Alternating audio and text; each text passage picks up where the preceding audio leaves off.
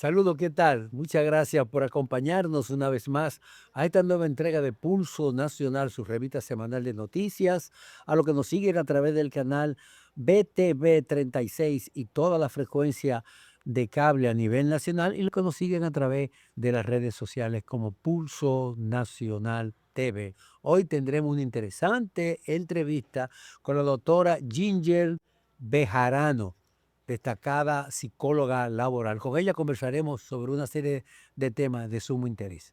Vamos a una pausa y regresamos de inmediato con el pulso de las noticias.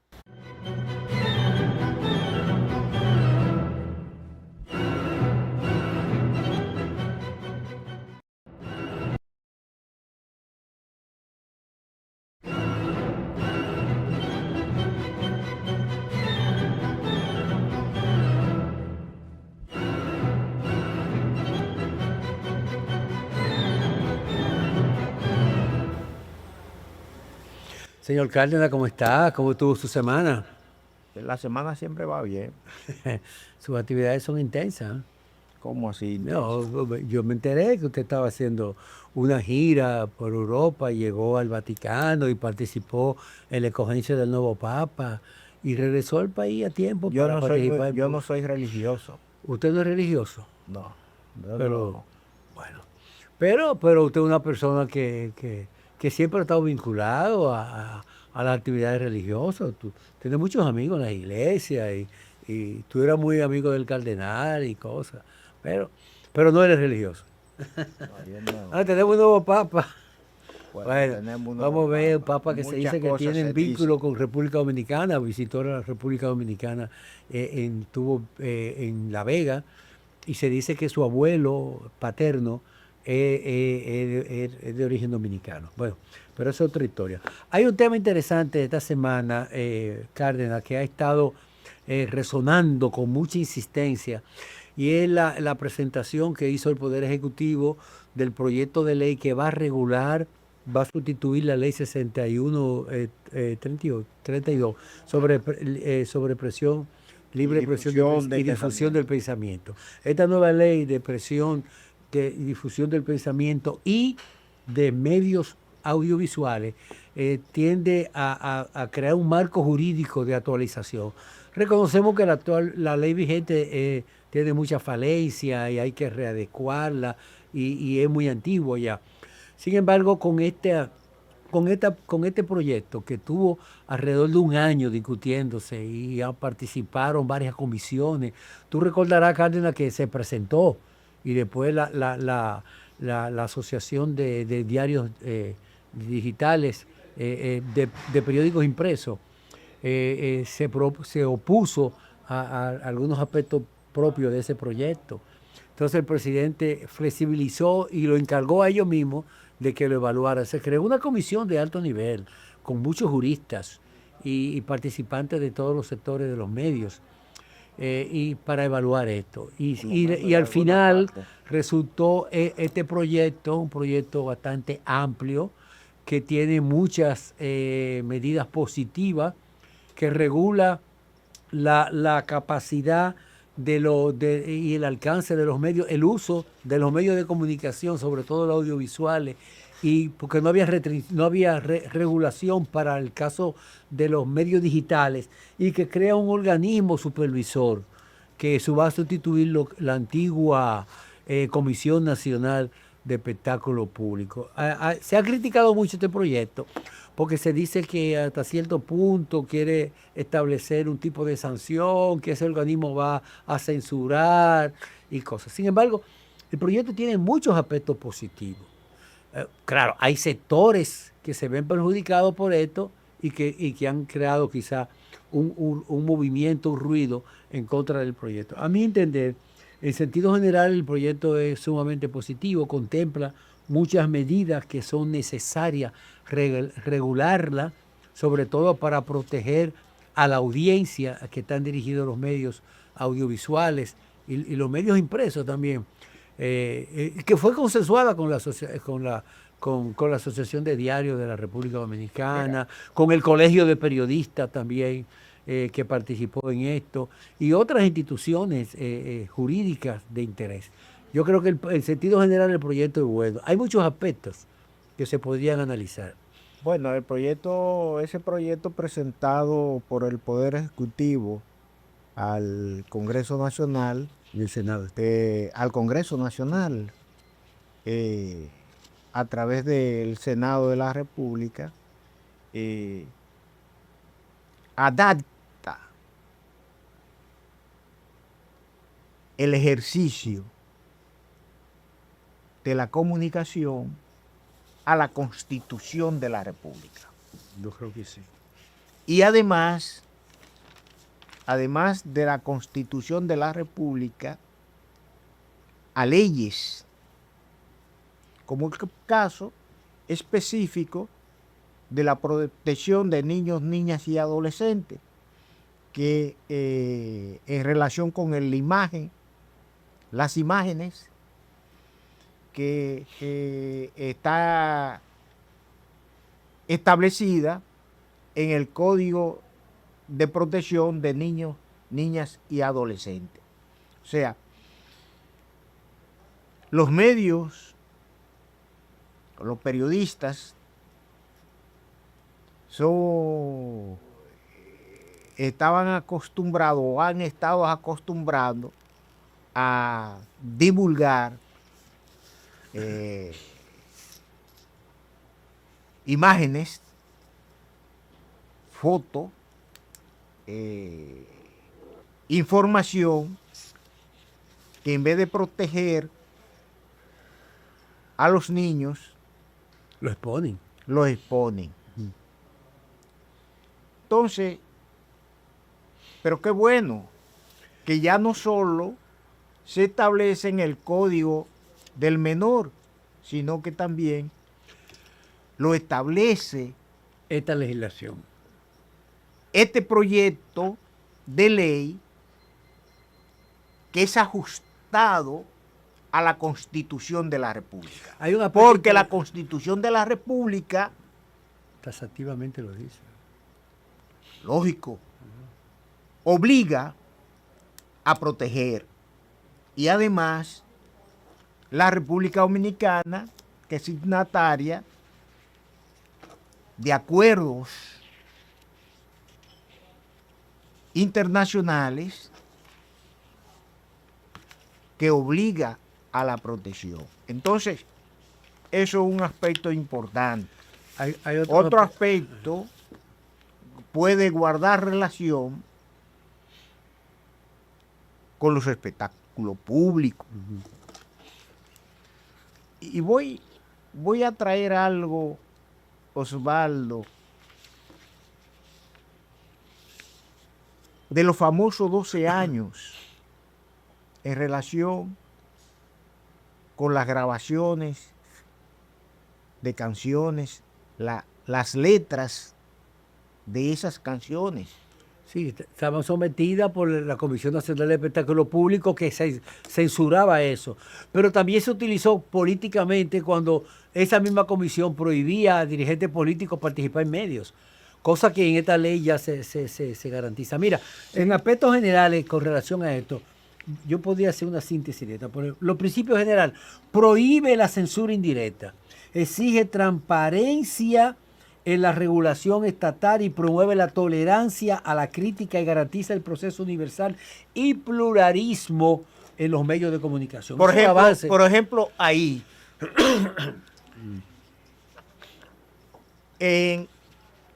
hace muchos años, en los medios de comunicación, en algunos medios de comunicación, se hablaba de la necesidad de evitar la autocensura del periodista. Hoy esto se contempla en un proyecto de ley. Es importante. Sí, y eso son avances importantes, tú sabes que eso, para el desarrollo de la comunicación. Claro que sí, por supuesto que sí. En la mira, República la ley contempla la regulación de los medios. Por ejemplo, establece requisitos para que los directores de medios protege la independencia del periodista mediante la cláusula de conciencia y regula la publicidad, especialmente cuando está dirigida a niños y adolescentes, y también establece los derechos de la audiencia, que garantiza la diferenciación entre contenido editorial y publicitario, un acceso a la información sobre propietario de medios y un código de ética. Aparte de eso, también, como tú señalabas, lo de espectáculo público, lo de la infancia, regulación de los medios, los derechos de la audiencia, que garantiza la diferenciación de contenido, la accesibilidad, que promueve la regulación de las personas discapacitadas o con limitaciones a que tengan acceso a la información, el mismo derecho, y regula también el derecho a réplica o ratificación. La prohibición de la manipulación, la publicidad engañosa, Sí. Respeto a las autoridades, a la autoridad, la discriminación.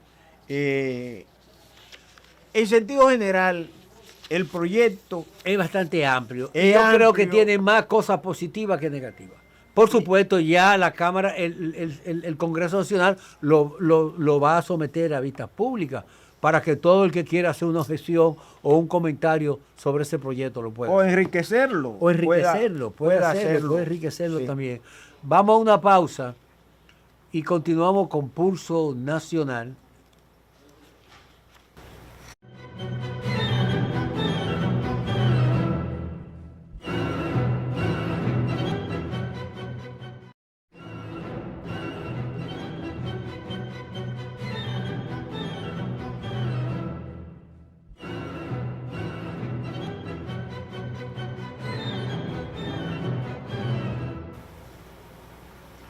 Agradecemos a la doctora Ginger Bejarano, destacada psicóloga laboral, por aceptar la otra invitación para conversar hoy en Pulso Nacional. Doctora, bienvenida. Muchas gracias, estoy muy feliz de estar aquí, de verdad que sí. Gracias. Cuando se habla de psicología laboral, ¿a qué nos referimos? Realmente, ¿qué impacto tiene? Porque todo el mundo sabe lo que es un psicólogo, pero psicología laboral, ¿cómo impacta en la salud mental, el rendimiento y la productividad laboral? Bueno, es una carrera muy hermosa, definitivamente. Si nos vamos al concepto de psicología, es la ciencia que estudia la conducta humana. Entonces, si nos vamos al ámbito laboral, pues es la ciencia que estudia la conducta humana en el ejercicio productivo de la persona.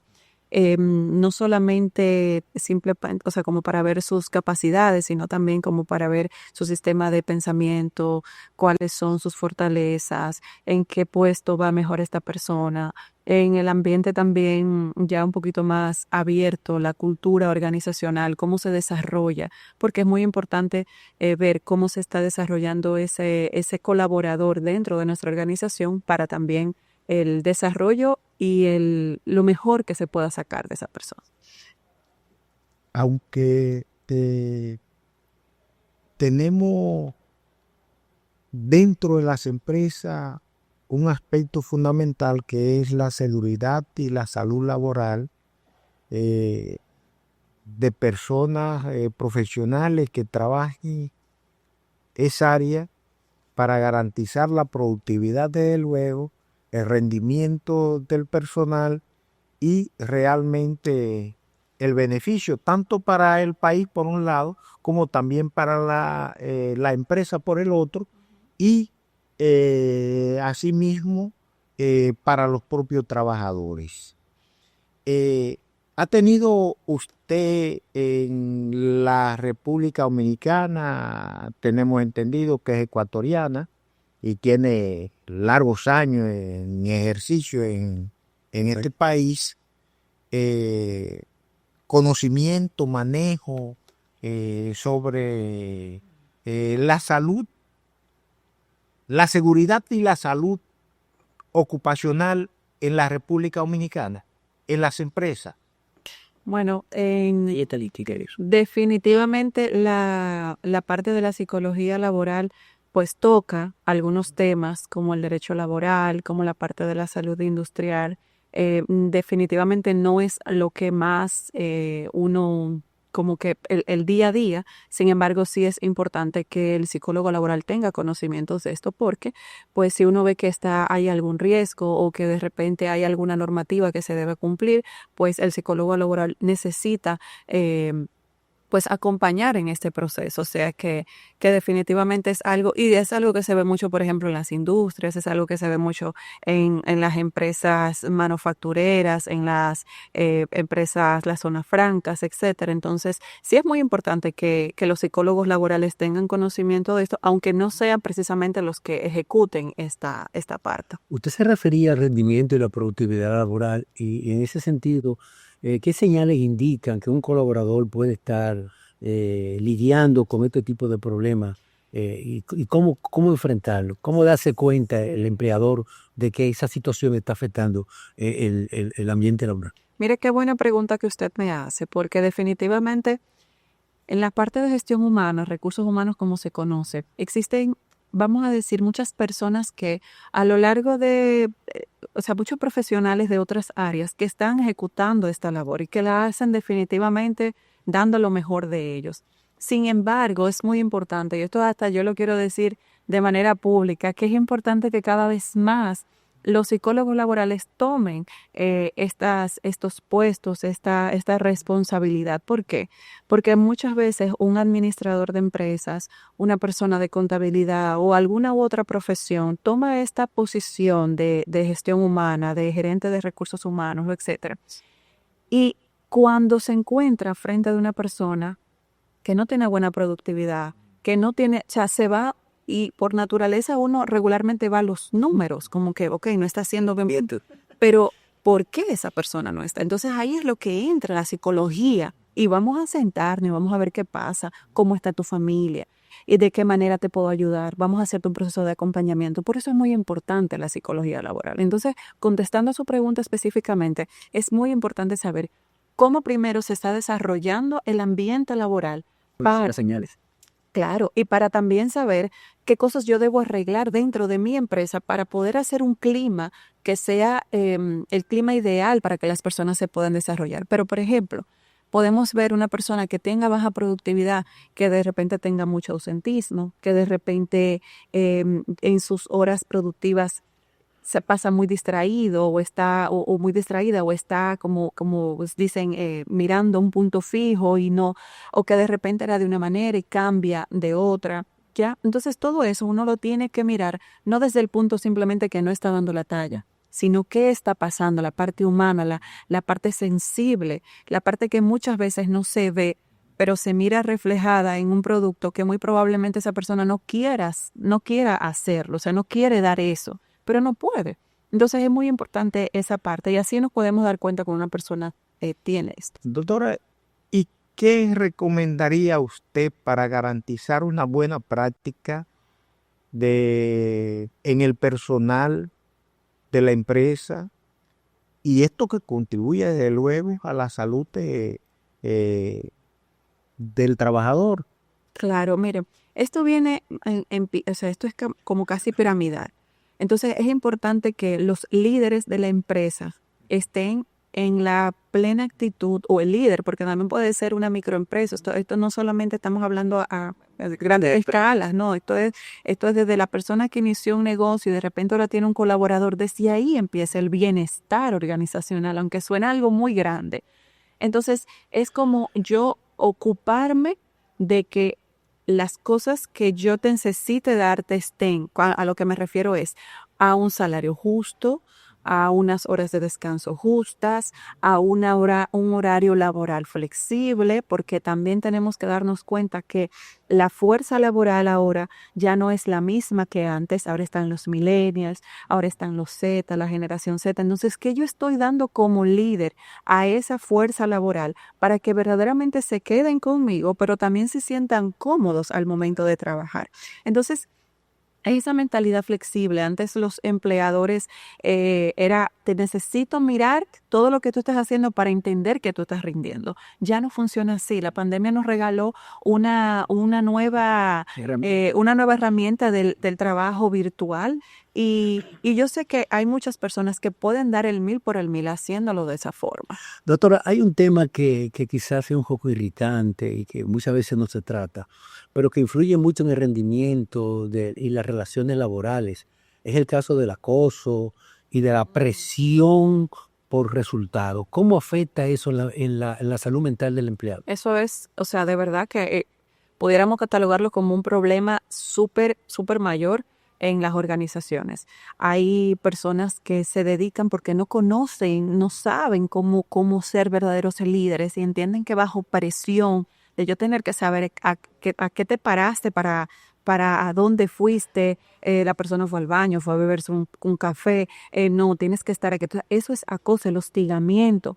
Y las personas tienen esa idea errada, las personas que ejecutan el acoso laboral, de yo tener que saber qué tú estás haciendo en todo tiempo, de que de esa forma van a poder tener controlado a ese colaborador. Y lo que menos tú vas a tener es una persona comprometida, una persona que tú definitivamente va a dar lo que tú quieres que dé. Porque bajo presión nadie funciona bien. Se baja el rendimiento. Eso se trabaja bajo presión. Yo entiendo que en muchas ocasiones hay proyectos que necesitan que nosotros demos no la milla extra, 3 millas extras, porque Pero debe ser se necesita, exacto, debe tener un inicio y un término. Pero entonces cuando entramos a que yo necesito saber que los fines de semana, que son tus horarios, cuando les hablaba de horarios flexibles o de respetar el horario de descanso, incluyen los fines de semana. Hay personas que dicen, no, tienes que llevarte tu flash, tú tienes que contestarlo a la hora que sea. Entonces, eso que respetar los espacios. Claro, hay que respetar los espacios, hay que respetar las horas de descanso. ¿Por qué? Porque un empleado, un colaborador que no ha descansado, que no se siente desconectado, no es una persona creativa. Y nosotros necesitamos la creatividad para hacer exactamente cualquier trabajo. O sea, aunque suene que la creatividad es para el arte, uno necesita ser creativo y la creatividad es enemiga de la presión.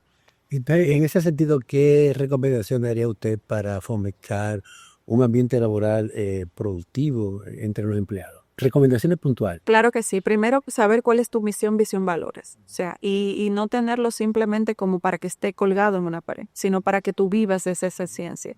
Desde ahí tú puedes partir para poder crear tu cultura organizacional. Y esa cultura organizacional te va a dar un clima laboral.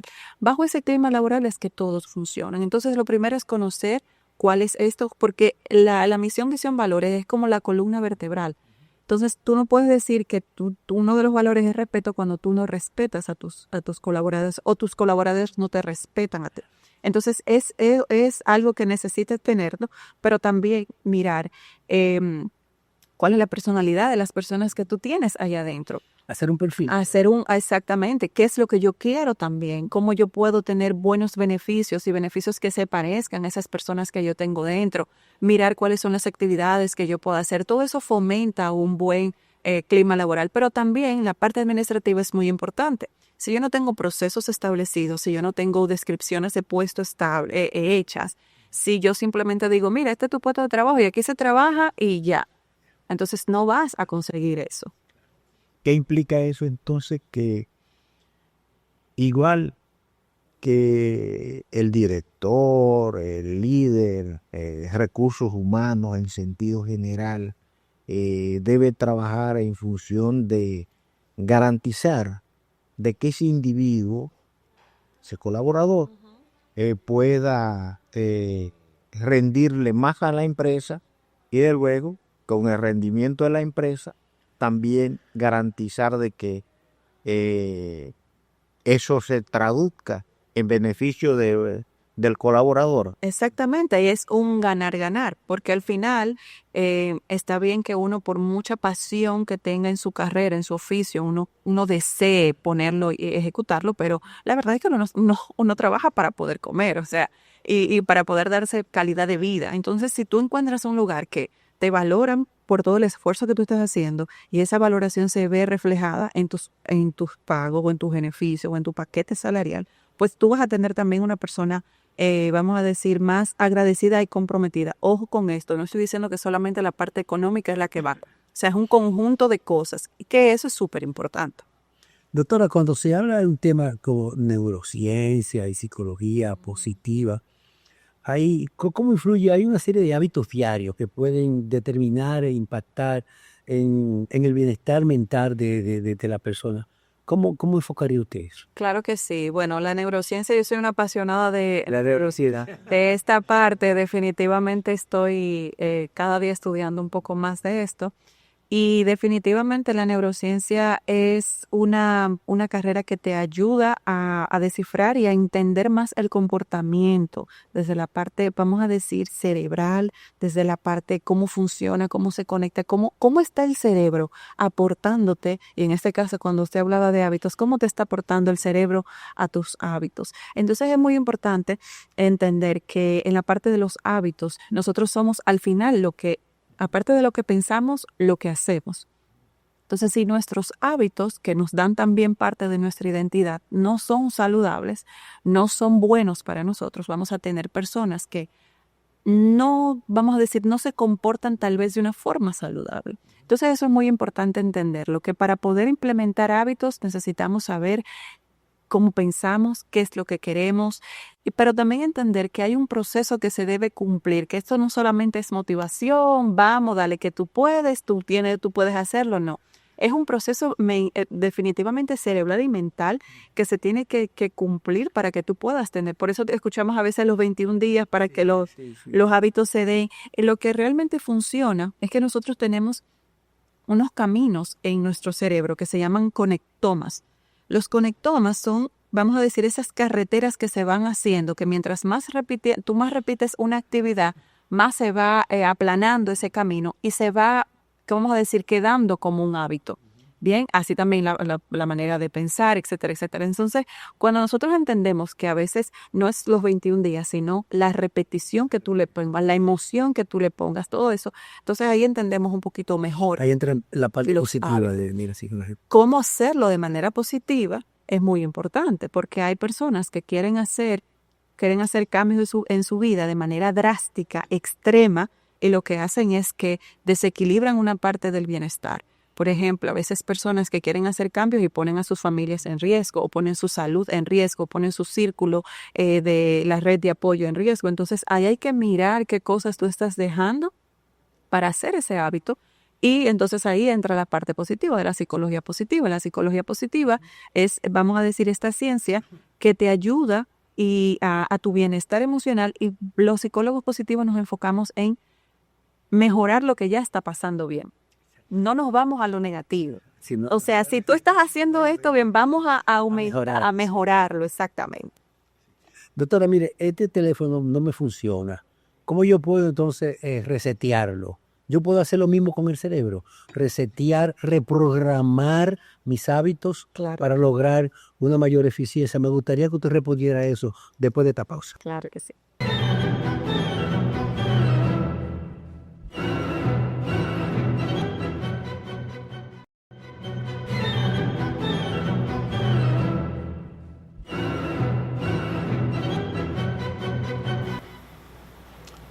Conversamos con la doctora Gigi Bejarano, psicóloga laboral. En el segmento anterior, doctora, hablábamos de cómo reprogramar el cerebro para buscar esos hábitos positivos. Claro que sí, la reprogramación mental es algo que es posible. Sí, obviamente hay pasos que se tienen que dar, hay paciencia de por medio, porque definitivamente es un proceso de paciencia, pero si tú quieres reprogramar tu mente para volverte una persona más productiva, más exitosa, que tenga mejores pensamientos, pues es una tarea que necesitas de hacerlo desde la conciencia. Pero también hay factores muy importantes que van a ayudarte a que esto se dé. Por ejemplo, la visualización. Si yo quiero reprogramar mi mente, pero yo sigo pensando como yo pensaba antes y me sigo viendo como me veía antes, hay una incoherencia en lo que yo le estoy diciendo a mi mente que yo quiero y en lo que yo estoy pensando. Entonces, para eso es muy importante que nosotros conectemos primero con lo que queremos, visualicemos, le pongamos emoción. Cuando digo emoción no es entusiasmo, sino qué emoción yo estoy percibiendo que cuando logre eso voy a sentir.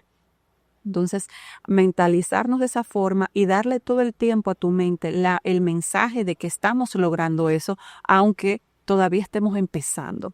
Bien, yo siempre les digo a todos mis... Eso funciona. Claro que sí, aunque suene un poco como medio esotérico, pero eso verdaderamente funciona. Y también en la parte de que yo no puedo pedir o yo no puedo pensar que soy alguien si sigo diciendo lo que yo no quiero ser. Por ejemplo, si yo quiero ser una persona más puntual, ay, es que yo tengo que cambiar porque yo siempre soy muy impuntual. No, estoy trabajando para ser más puntual. No soy impuntual. Entonces, cuando tú comienzas a cambiar esa parte neurolingüística, cuando tú comienzas a meterle la emoción que tú quieres, cuando tú comienzas a repetir lo que hablábamos de los hábitos, instalar esos hábitos repetitivamente, hacerlo, entonces comienzas a portarte diferente y ahí tu cerebro comienza a aprender otras formas de cómo pensar, de cómo actuar. Allá da la carretera mental hacia Exactamente, hacia donde tú quieres llegar. Y esto pasa en cualquier edad. ¿A qué me refiero? Tú lo puedes aprender cuando eres joven y lo puedes hacer, y asimismo cuando ya tú estás en tu tercera edad también lo puedes hacer sin ningún problema, porque nuestra mente, ahí es lo que se da la neuroplasticidad, que a nosotros tenemos ese beneficio de que nuestro cerebro es tan bondadoso que nos ayuda con eso. Pero a su modo de ver, ¿cómo? Y para los televidentes, ¿cómo modificar los hábitos? Exactamente. Bien, primero tenemos que darnos cuenta qué hábitos queremos implantar. Después de que tengamos definido eso, tenemos que tratar de hacer el nuevo hábito, pero con un hábito que ya tengamos instalado. Por ejemplo, si yo quiero empezar a escuchar audiolibros, porque me di cuenta que me gustan los audiolibros y quiero empezar a escuchar más audiolibros. No lo escuches en el bloque de tiempo que tú estás, no sé, déjame sacar un tiempo para yo hacerlo. No. Tú tienes que hacerlo cuando te vas a cepillar los dientes.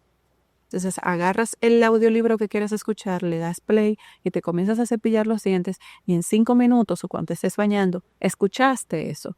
Entonces, ¿qué pasa? Que nosotros necesitamos implantar un hábito con un hábito que ya esté hecho. Qué interesante. Ahora, también hay otra, por ejemplo, manera de hacerlo, y es que podemos, el hábito negativo, porque en ese caso es a poner un hábito positivo, pero el hábito negativo que queremos sacar, por ejemplo, como comida chatarra, y gasto mucho dinero en comida chatarra.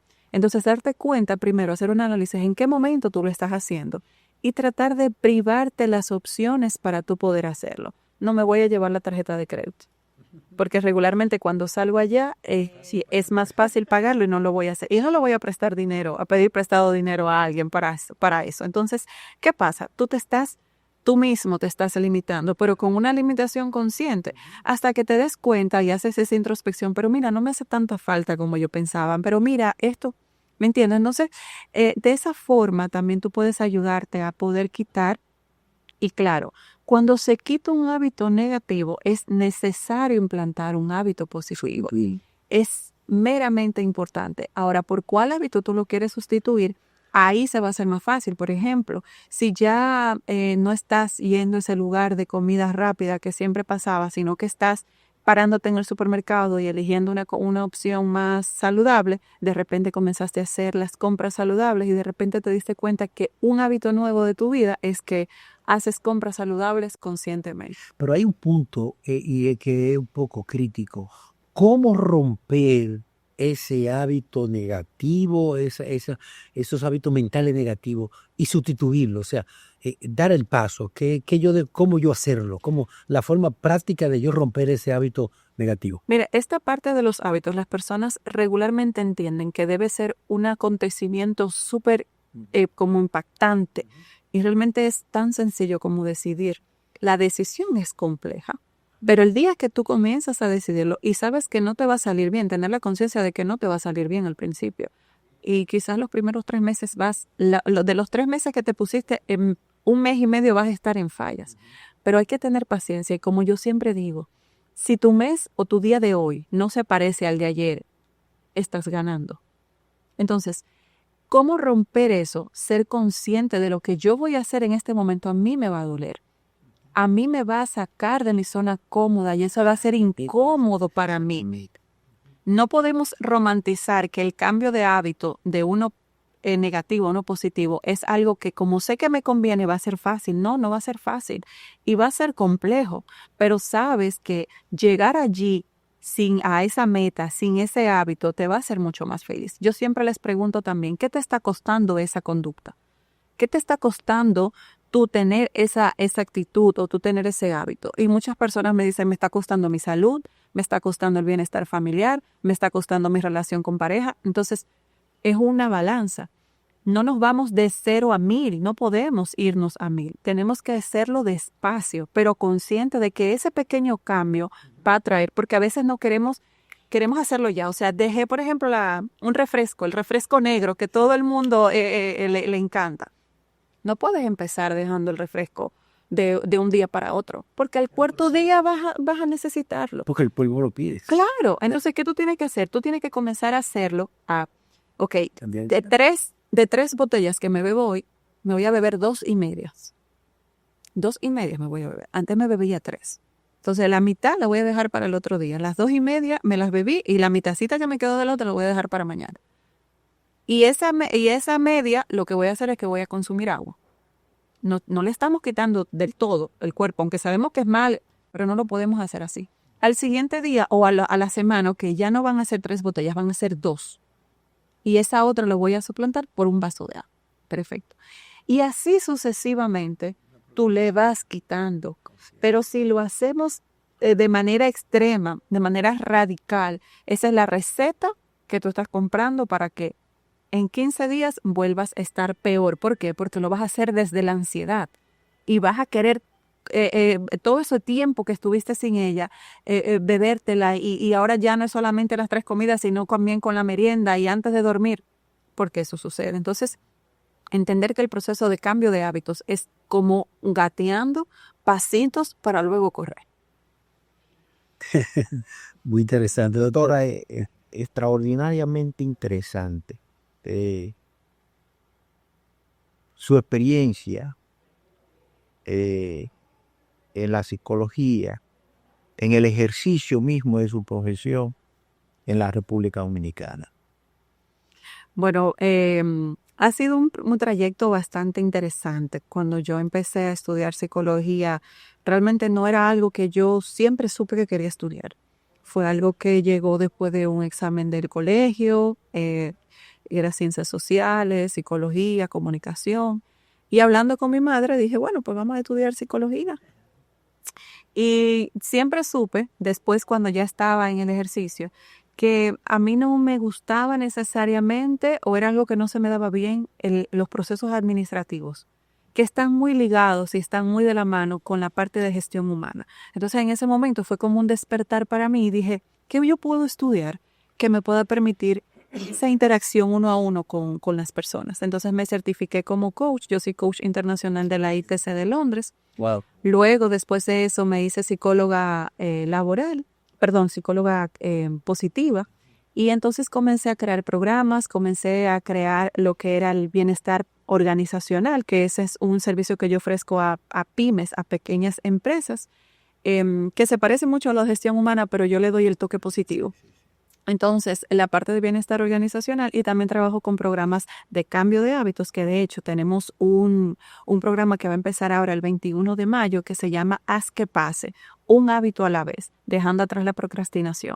Tenemos un grupo de apoyo, tenemos una aplicación, vamos a tener sesiones 1 a 1 y este grupo o este programa dura 3 meses. Es bastante asequible porque estamos lanzándolo y yo sé que esto también va a ayudar mucho a eso. Pero la carrera de psicología a mí me encanta. He estado en los medios y ya yo sé que tal vez ahorita me van a ver también en los medios porque me ha encantado también esta parte de la comunicación. Me fascina.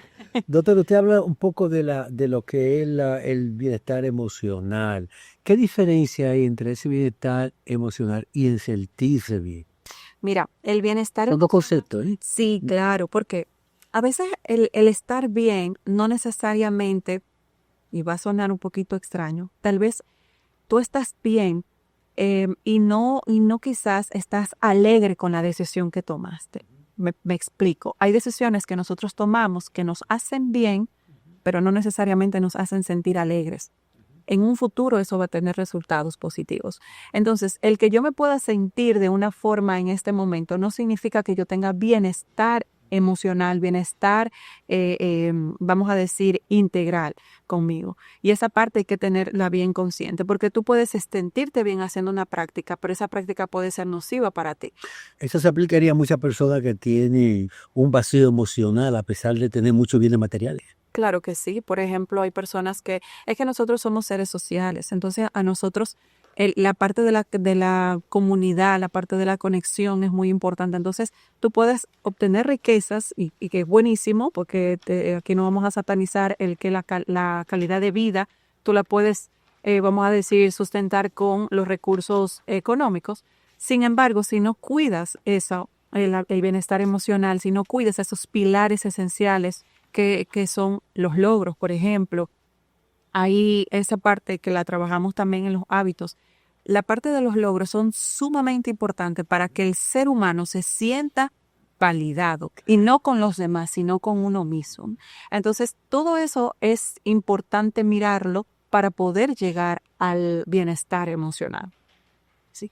¿Qué rol juega lo espiritual allí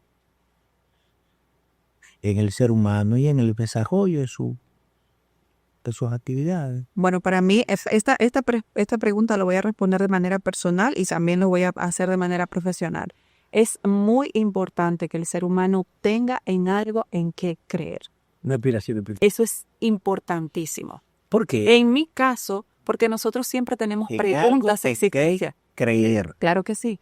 Incluso, y como vuelvo y digo, esta frase fue yo que la reflexioné. Yo decía, el mismo ateo que dice que no cree, cree que no cree. Y su creencia está en no creer. ¿No cree? Entonces, él cree en eso. Él quiere y no cree. Entonces, pero es la necesidad de nosotros siempre tener una respuesta. Entonces, necesitamos esa respuesta, y esa respuesta es contestada a través de a quién creemos, dependientemente de la persona. En mi caso, yo soy cristiana. Yo creo en Jesucristo. Yo soy una persona que sé que muchas de las cosas, o mejor dicho, todo lo que yo he logrado en este momento, se lo debo a mi Creador. Entonces, para mí esa parte también es muy importante, que uno la cultive, porque la parte espiritual es muy importante que uno la cultive, porque uno llega a un nivel de conciencia mayor cuando comienza a conectar con eso, que a veces es como un músculo que uno lo tiene muchas veces debilitado, y que cuando comienza a conectar con eso, cuando comienza a ejercitarlo, pues eso se ve reflejado en el bienestar también emocional. O sea, la parte espiritual viene siendo como una palanca, como un incentivo hacia la consecución de esas metas, ¿no? O sea, Sí, es una roca definitiva. Le impulsa Claro que sí. a esa realización. Es así, 100%. Entonces el ser es espiritual también. ¿Perdón? El ser humano es Claro, nosotros estamos mente, cuerpo y alma, y el alma necesita conectar, necesita también esta parte de alimento. Y vuelvo y digo, cada quien la alimenta de la manera que quiera. Hay personas que no son creyentes, pero definitivamente, por ejemplo, meditan y sienten que en la parte de la meditación pueden encontrar eso, que no están quizás orándole a alguien, pero están conectando con sus... Pero ahí lo estás haciendo, ahí lo estás fortaleciendo. Doctora, se nos agotó el tiempo, pero no queremos cerrar esta entrevista sin que usted hiciera alguna recomendación a nuestra teleaudiencia sobre unos hábitos que deben de comenzar a emprender para lograr ese bienestar y para lograr cambiar esa conducta y tener una actitud positiva. Claro que sí. Bueno, definitivamente gracias por este espacio. Yo estoy muy feliz, y a la audiencia recomendarles de que uno necesita encontrar su centro, uno necesita saber quién es, y para eso pues los hábitos nos ayudan mucho, hábitos positivos, hábitos que nos hagan mejor persona. No es tan difícil como parece, es un proceso de paciencia, y yo les invito a todos a que se concentren en su salud, se concentren en su bienestar emocional, se concentren también en la parte espiritual, porque es bastante importante para eso. Bueno, muchas gracias, doctora Ginger Dalprado, y por su participación en Pulso Nacional. Amigos, tenemos mucho más en Pulso Nacional.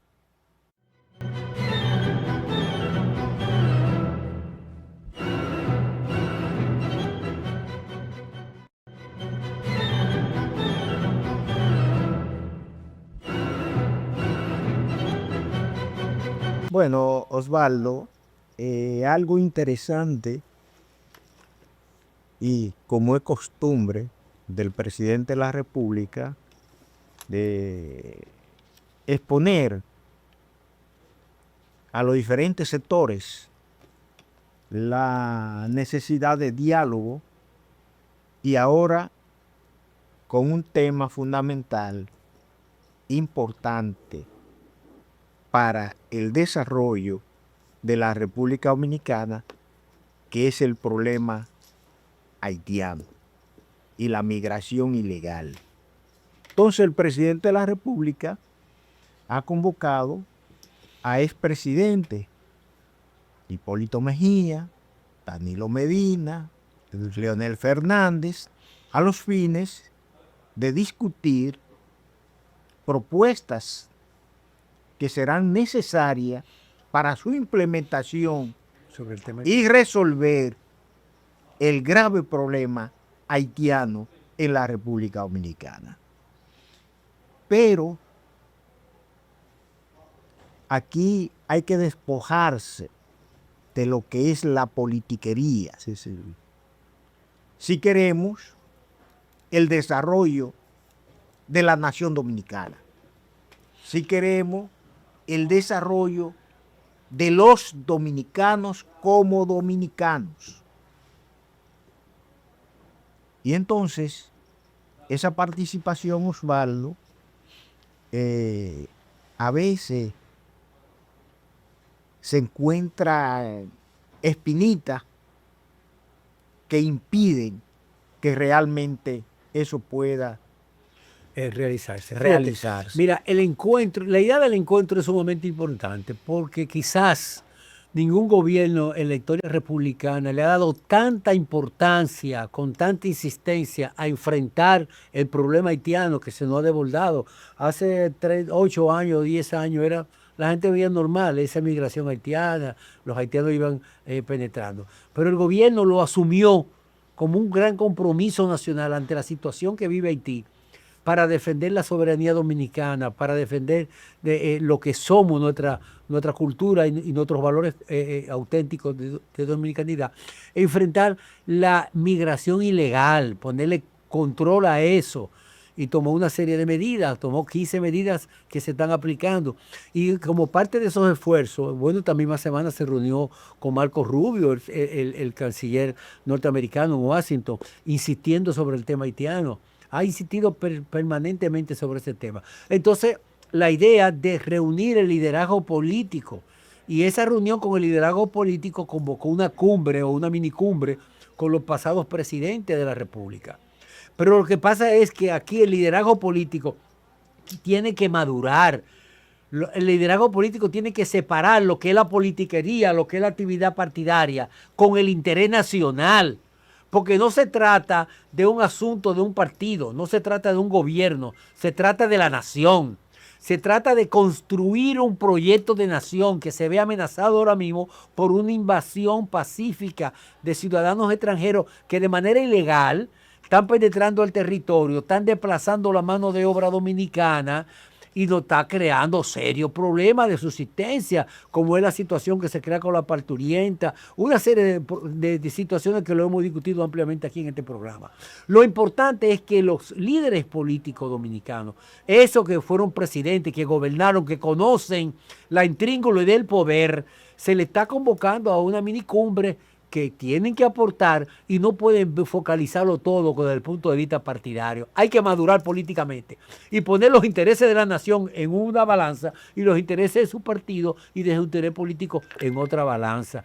Que se haga en el Palacio Nacional, está bien. Se puede hacer en una esquina de una calle, en un colmadón, donde quiera, pero hay que hacer las reuniones. Hay que hacerla consensuarla, discutirla, escuchar la opinión de esos expresidentes y, por supuesto, de su partido para integrar ese proyecto de nación. Sí, lo importante, eso está convocado para el 14, el miércoles. El miércoles próximo. Y hay algunas aristas convocado al Palacio Nacional.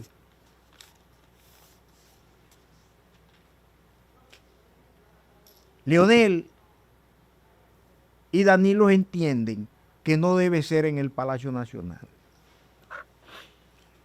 Lo que pasa es que no importa donde sea, lo importante es que se tomen decisiones conjuntas que beneficie a la República Dominicana y que se deje de lado los intereses particulares, Claro. como hace largos años han estado primando en la República Dominicana, Osvaldo.